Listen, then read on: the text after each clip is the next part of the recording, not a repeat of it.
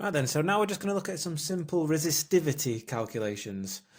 So, like before, like with any calculations that I do, I always like to just write them at the top of the page. So I've always got the formula right at the top, so I'm never really going to go wrong. So, for resistivity calculations then, we've got R, which is our total resistance once we've worked it all out with all the factors applied.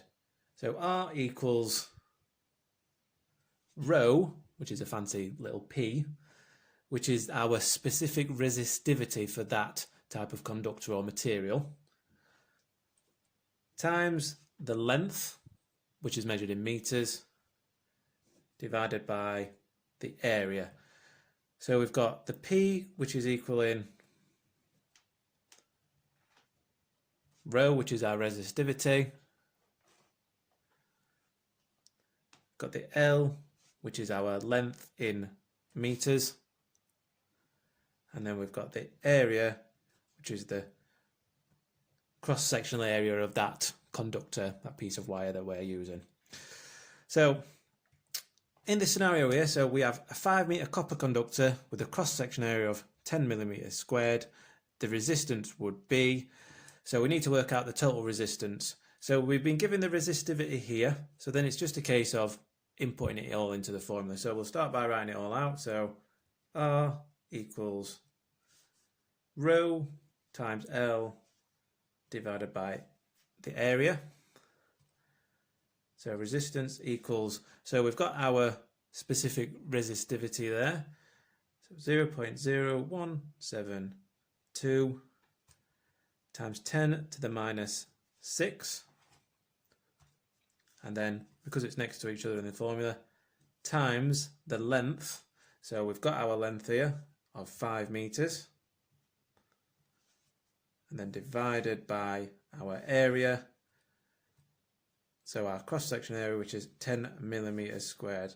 So because it's millimeters squared, so because millimeters is a thousandth of a meter, and then when it's squared, it becomes 100,000.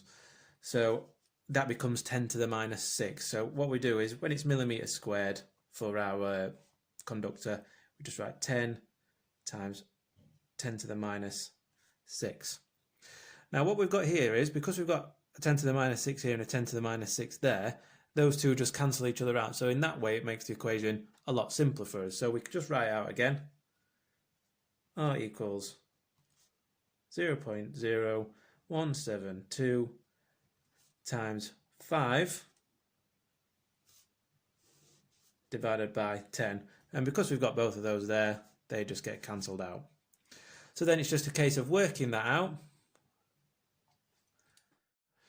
So we're going to obviously carry on working this equation out. So we've got 0.0175, that's 172 times 5, which equals 0.086 divided by 10. So it'll be equals, so the total resistance will equal 0.0086 ohms. So obviously you've got your total resistance there with all your factors applied. It's worth remembering is when we're talking about resistivity, we're talking about the conductor being at 20 degrees Celsius. So if it is above that temperature or below it, it will have a bearing on it. But for most of the calculations you'll do, it won't give you a temperature rating, which means that it's a given that it's at 20 degrees. So I've just written this other one down here, basically because if you've got different values, so here we've got 17.2 times 10 to the minus 9, and then at the bottom we've got 10 times 10 to the minus 6 because it's millimeters squared for the cross-sectional area. What you can do is you can take the 10 minus 6 away from the 10 minus 9 to just leave you with 10 minus 3 up there. Or if you want to and you don't want to mess around with that, just input it into your calculator. And you obviously will need a scientific calculator. But just bear in mind when you're doing this, make sure you put that bit in brackets. Otherwise it might times it by that 5 instead, and that's not really what you want. Okay, then so that's just a simple resistivity calculation for you to get your head round. Thank you.